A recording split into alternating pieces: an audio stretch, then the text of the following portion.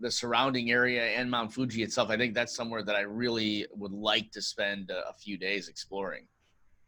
Well, I would be the perfect guide for you there, having lived in that area. And coming in the spring, there's some lovely hikes that you can take around the mountain to get some fantastic views. You can haul out all the cameras and toys I know you have to take some footage, including your fancy new drone that you bought recently. There it is right here. That's a Yeah. perfect segue there, Paul.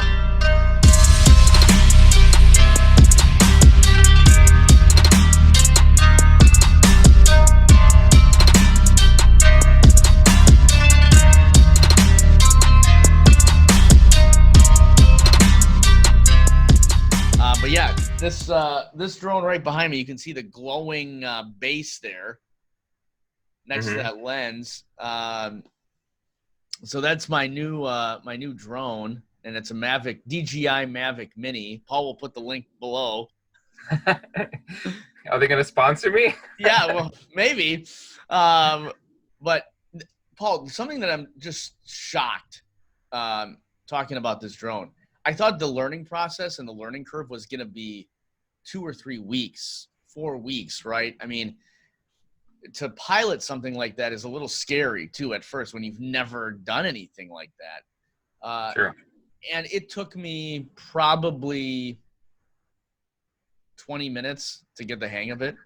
And the more you do it, the more you want to do it. The more you want to get out there and discover and try new things and be a little lighter on the joystick when you're, and try cinematic moves and going left and up at the same time. I mean, it takes a while to get that down.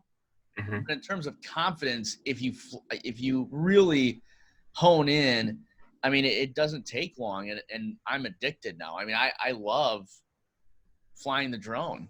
So, and I've used it a lot for stories that I've done, and even business opportunities. I've also used it for that too with clients. Well, and that's a toy that I would certainly like to invest in the future if I could pull it off. I know that you watched my video 3 weeks ago now, where I talk about my process of becoming a vlogger on YouTube and how I sort of gerrymandered this this bit of equipment together based on my shoestring budget. So well, I know that you're a bit of a gearhead. So besides the drone, what are the major pieces in your arsenal? Well, and you'll have to share your channel with everyone as well. No, yeah, for sure. It's just Vahid Sadrzadeh on YouTube, and I know you'll link that below. For sure. I'll get to that in a second. I'll answer your question in a second. Let me hit on something that you actually hit on in your vlog that I really appreciated, and that was getting out and doing it no matter what equipment you have. And I think people, and you hit on it, people always wait for the perfect equipment or the perfect setup, or there's never going to be a perfect setup ever. You're never going to be satisfied with, oh, this is a great backdrop, or this is great lighting, or, my camera doesn't shoot in 4K. Well, I mean, that's just the reality. Like, you just have to get out there and do it and learn. You're going to fail. Mm-hmm. I mean, that's just inevitable. You're going to learn new things about your equipment and new equipment. And I think you have to get out there and just try it. So I really appreciate that you mentioned that in your vlog.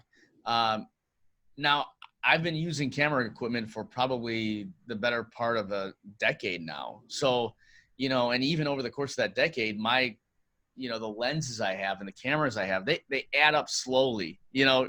As you know, Paul, it's not I can't snap my fingers and go buy a $10,000 camera, unfortunately. I mean, that doesn't happen. But sure, I've built up some of my equipment levels, and I've been and let's go back to your question, what is my favorite gear and what am I using? So I use a Sony mirrorless. That's I've always been hooked on the Sonys. I think on the table back there I have an old Sony handheld. And that's what I started on. I started on one of those, and you learn first, and then you kind of mold into and shape into what you like in terms of the DSLR, the mirrorless. And I've always been a Sony guy. I like their E-mount system. I think they have Mm-hmm. very responsive autofocus times compared to some of the other gear that I've tried. Um, and I've just kind of rolled with those. So in terms of cameras, I'm right now, my vlogging camera is the Sony A6300. And I'm using a 16 to 50 lens. So this is just a kit lens that I'm using. I find it has good kind of depth of field, and I really like it for vlogging because you can Mm-hmm. kind of zoom in. And I also have a Sigma 16 millimeter that I really love. Sigma is kind of an off brand, but they make really good glass. And I use a 16 millimeter there for a lot of my vlog shooting in terms of B-roll. And, I'll mount that on a gimbal and use that really Mm-hmm. smooth. And this white lens that you see behind me, that's a Sony 70 to 200G.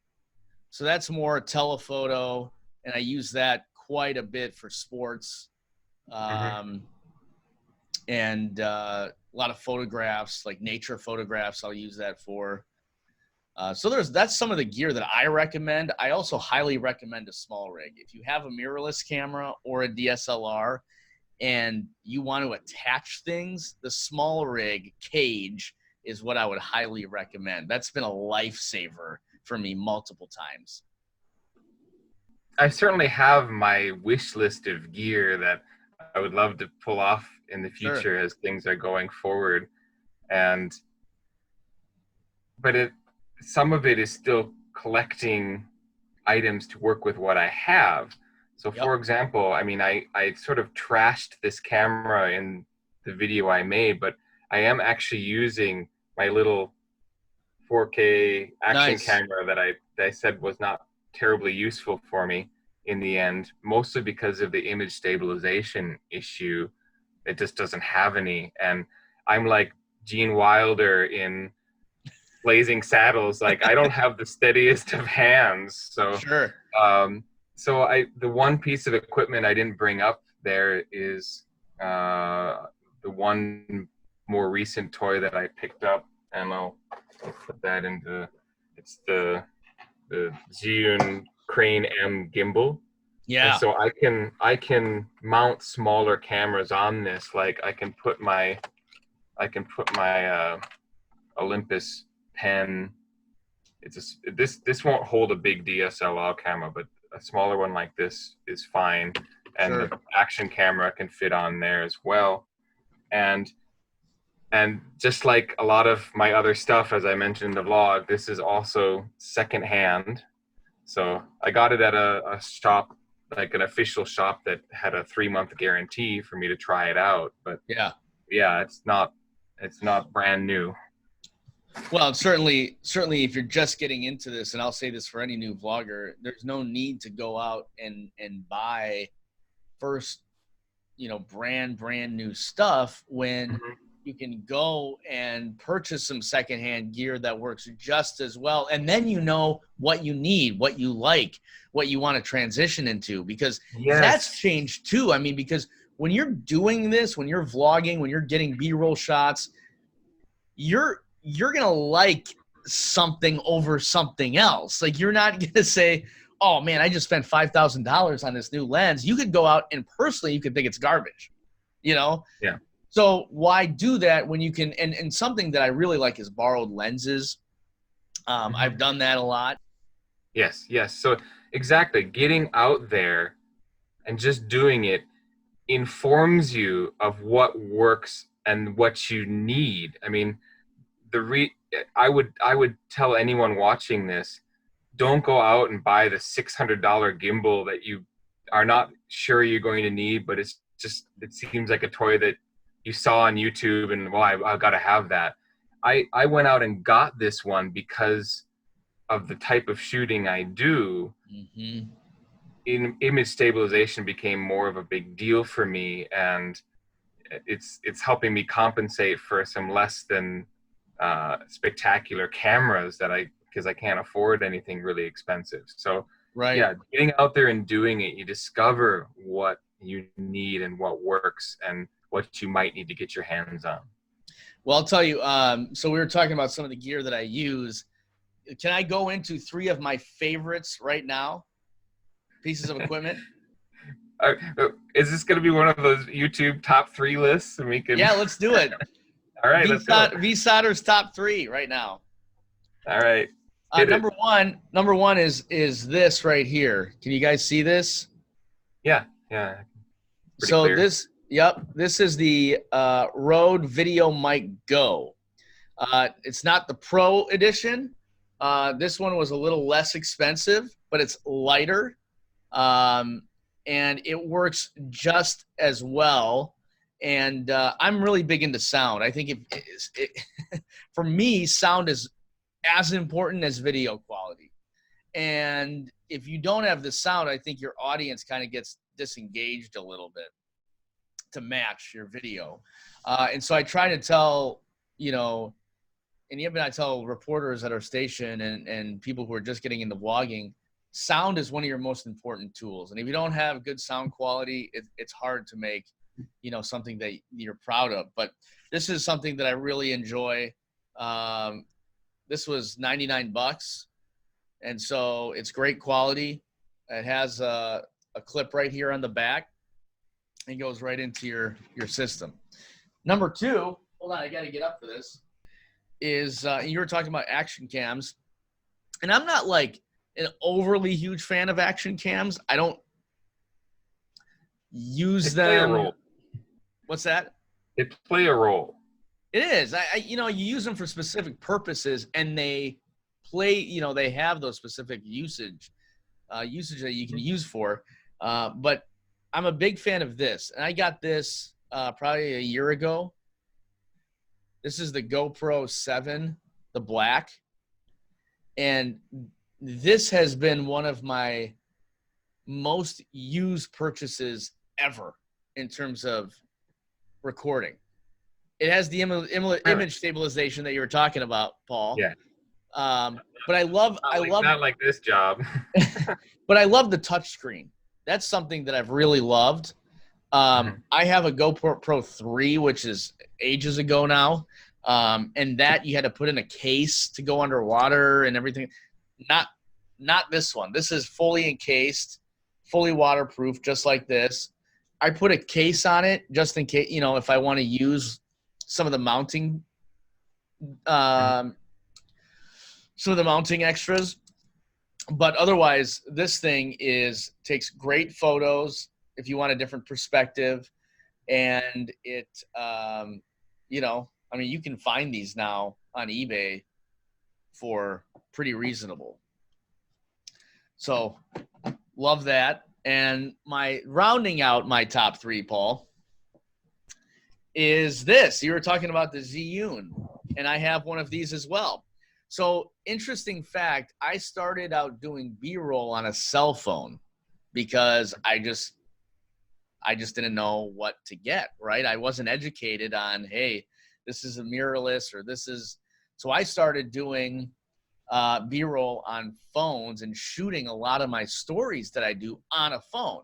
Like you, I needed stabilization. So I'm like, how do I get that on a phone? You know what I mean? Yeah. Phones are – you zoom in and all of a sudden you look like you're taking the A train in Chicago, Yeah. So I invested in a gimbal, and I had just the smooth Q to start, and it changed my life. I mean, really, it changed how I look at gimbals and how I look at image stabilization and how important it is. And if you want to get that cinematic look, this is kind of the upgraded one. This is the 4, and it has a built-in tripod on the bottom, if you could see that, which is really nice. And this screws on and off. and it has the dial here for zooming in and out. And you can see some of the other dials. It doesn't have the fancy window that some of the other ones do, like the screen, but it does the job. And you know, it's fantastic. It's served its purpose, and it's one of the best purchases I've made.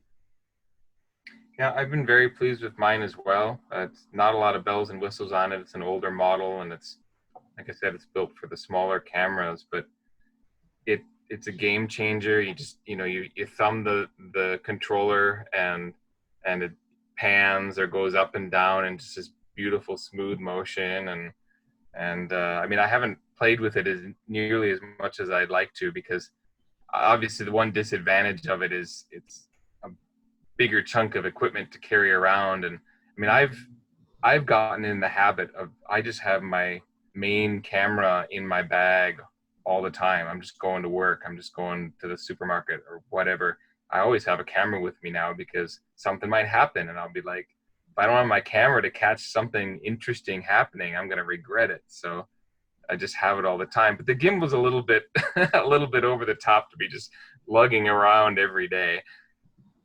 And it does get you noticed more. I used it quite a bit on my trip to Italy last September, and I didn't see a lot of tourists with gimbals. So people were giving me, like, I got looks everywhere I went whenever I was using it. So it does make you stand out a bit. Mm-hmm. So, you know, sometimes with vlogging, you want to you don't want people to be too self-aware of some guy with his big camera gear. Yeah, you don't want to set up the tripod and but I do like the M2. That is it's sleek, it's smaller than a lot of the gimbals that are out there, and I think it really, the quality is it's a good quality. Zhiyun makes great products. I think they've really, I mean, if you have one competitor to DJI, and that's Zhiyun, you know. Yeah, they've that's one area where the Chinese companies have really made their mark when it comes to quality items. I mean, you mentioned Sony, so we're thinking Japanese products for cameras and lenses and things, including, you know, Canon and other brands as well. But when it comes to the gimbals and the drones, that's where the Chinese companies have really cornered the top end of the market. It's pretty impressive. Well, maybe next time when we chat, we'll do a bag review, because I've got plenty of them and plenty of advice for people. So with that in mind, I want to ask my regular viewers, please consider supporting me on Patreon so that I can keep up with Vahid. Otherwise, I don't have any money to buy anything interesting. I've pretty much shown everything that I have. I've got a message for Paul's viewers here. Keep subscribing and keep hitting that like button. Honestly, Paul's got great stuff, and I'm a regular follower. And keep up. He's got some great videos. Paul, keep doing what you're doing, man. Thank you, V. I appreciate that. That means a lot. Hit like and subscribe. So you heard what the man said. Like and subscribe. And I want to really thank you for taking the time to watch this video today. Also, check out Vahid Sadrzadeh's channel. I'll link that below, of course. Thank you for watching, and I'll catch you guys